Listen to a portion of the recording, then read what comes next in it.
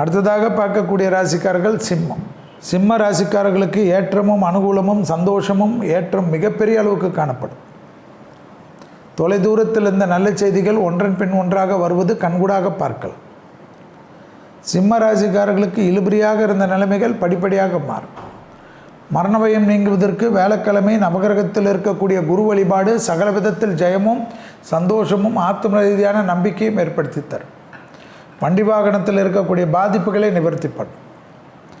அதேபோல் சிம்ம ராசிக்காரர்களுக்கு விரயங்கள் அதிகமாக இருப்பதனால் விலை உயர்ந்த பொருள்கள் விஷயத்தில் கையாளுவது கூடியது மிக மிக கவனம். ஷேர் ட்ரேடிங்கில் இருக்கக்கூடிய சிம்ம ராசிக்காரர்கள் அதிக கவனமாக இருக்க வேண்டும். முதலீடு செய்கிறேன் என்று தேவையில்லாத போட்டுவிடக்கூடாது.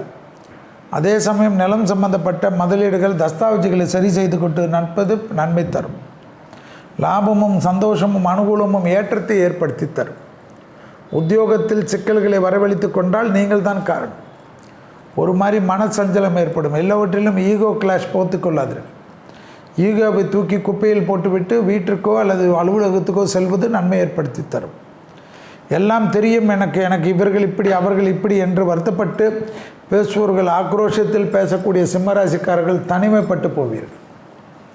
எல்லா விதத்திலையும் உங்களுக்கு மன அழுத்தம் ஏற்படும். உத்தியோகத்தில் தேவையில்லாத குழப்பங்கள் காணப்படும்.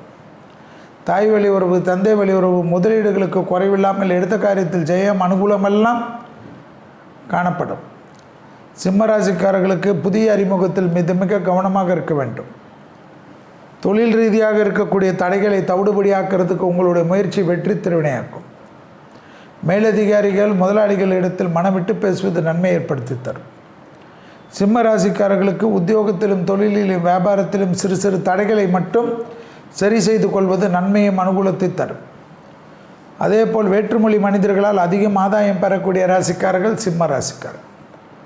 பிள்ளைகள் விஷயத்தில் பூத கண்ணாடி ஆராய்ச்சி வேண்டாம். பிள்ளைகளுடைய அனுகூலம் சந்தோஷம் ஏற்றம் நம்பிக்கை ஏற்படுத்தி தரும்.